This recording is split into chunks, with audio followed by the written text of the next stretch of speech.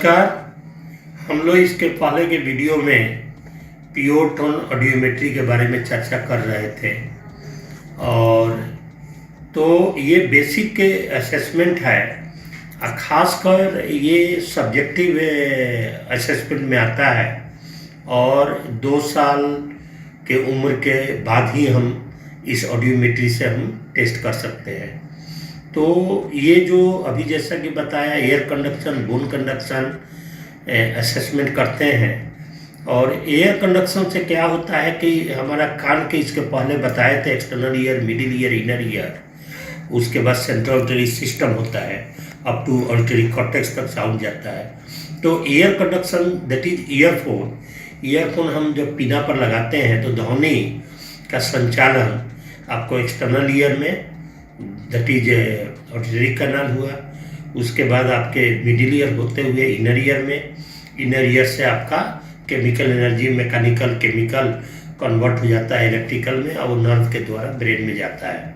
तो ये air conduction से पूरा external ear, middle ear, inner ear में ध्वनि पहुंचकर ब्रेन में पहुंचती है। बोन कंडक्शन से जब हम जांच करते हैं बोन वाइब्रेटर जब लगाकर, तो directly through the vibration of skull ये कोक्लिया वाइब्रेट होती है।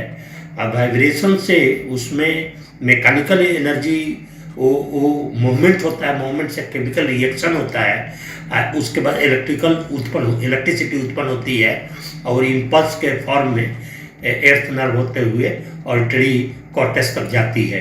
तो डायरेक्ट हम इनर ईयर में ध्वनि गई बोन कंडक्शन से।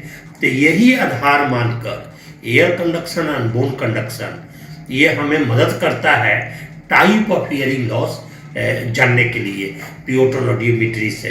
प्योर टोन ऑडियोमेट्री का एक बेनिफिट भी है कि हम कान का कौन सा भाग कंडक्टिव कंपोनेंट या सेंसरी न्यूरल कंपोनेंट या दोनों में, सेंसरी एंड कंडक्टिव दोनों कंपोनेंट गड़बड़ है, इसकी जानकारी हम हासिल करते हैं। अगर air conduction and bone conduction दोनों यदि नॉर्मल रेंज में है, मतलब उसका थ्रेशोल्ड बिलो 25 dB है, तो हम बोलते हैं कि कान के किसी भी भाग में कोई तकलीफ नहीं है, कोई प्रॉब्लम नहीं है। अगर एयर कंडक्शन में मान लीजिए थ्रेशोल्ड 25 dB से ऊपर आया और बोन कंडक्शन नॉर्मल आ गया, तो इसका मतलब है bone conduction direct inner ear में जाता है ध्वनि, मतलब इनर ईयर ठीक है। और एयर कंडक्शन चूंकि गड़बड़ आ रहा है तो मतलब इनर ईयर ठीक है, तो आपको एक्सटर्नल ईयर या मिडिल ईयर में प्रॉब्लम होगा, तो इसको हम कंडक्टिव हियरिंग लॉस कहते हैं।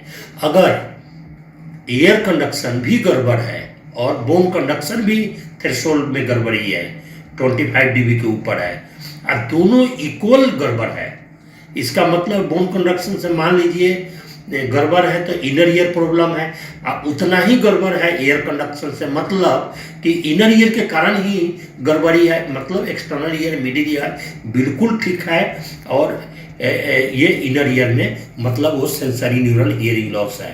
तो ये है।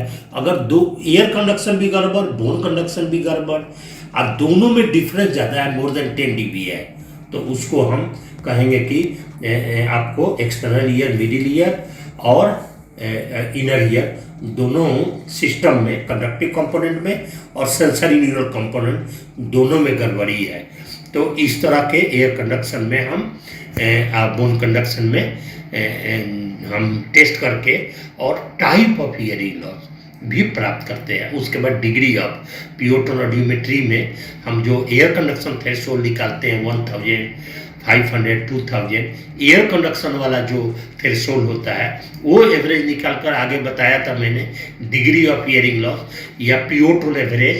तो यही प्योर टोन ऑडियोमेट्री से प्योर टोन एवरेज निकलता है 500, 1000, 2000 के बीच में, और उसके बाद डिग्री ऑफ हियरिंग लॉस का निर्धारण होता है। और मैं प्योर टोन ऑडियोमेट्री में ये जहाँ होना चाहिए, ये इसके लिए एक साउंड प्रूफ ये साउंड ट्रीटेड रूम होता है, उसमें हम अलग तरह का डिजाइन किया हुआ रूम होता है, उसमें स्पेसिफिकेशन, उसके बारे में भी हम चर्चा करेंगे एक दिन कि how to make the sound treated room for audiological assessment और hearing assessment। तो ये होना चाहिए। और 2 रूम सिचुएशन होता है, एक रूम में टेस्टर मतलब ऑडियोलॉजिस्ट, एक रूम में पेशेंट। विंडो होता है, ग्लास विंडो, उससे वो रिस्पॉन्स देखता है और टोन देता है। मतलब सिस्टमेटिक ढंग से टेस्ट हमारा साइंटिफिक रूप में ऑडियोलॉजिस्ट जो क्वालिफाइड ऑडियोलॉजिस्ट है वो करते हैं। कभी कभी जो क्वालिफाइड नहीं है वो भी शुरू कर देते हैं, करना गलत है। और कुछ दूसरे प्रोफेशनल हैं वो लोग करते हैं, वो भी नहीं जानते हैं कि इसकी कभी कभी इसकी प्रक्रिया है, कभी कभी डैमेज कर सकते हैं कान को। जो इसके बारे में अध्ययन नहीं किए हैं, जो मास्टर डिग्री या BSLP नहीं किए हैं, वो हियरिंग असेसमेंट करेंगे तो वो दिक्कत हो जाएगा। और ये बहुत सारी मैकेनिज्म है। और physiology of hearing system, audiometer, ये देखने में एक इक्विपमेंट है, लेकिन चूंकि ह्यूमन बीइंग के कान से डील कर रहे हैं तो वेल क्वालिफाइड जो BSLP MSLP हैं उनको ये करना चाहिए। और इसके आगे वाले वीडियो में जो प्योर टोन ऑडियोमेट्री से करके एक ऑडियोग्राम बनाते हैं उसके बारे में चर्चा करेंगे। और इन्हीं शब्दों के साथ आपको बहुत बहुत धन्यवाद देता हूँ सुनने के लिए। आप लाइक करिए, सब्सक्राइब करिए और अपना कमेंट दीजिए, ताकि आगे वाला वीडियो में हम आपको इसके बाद हम विस्तार से बता सकें। बहुत बहुत धन्यवाद। Thank you.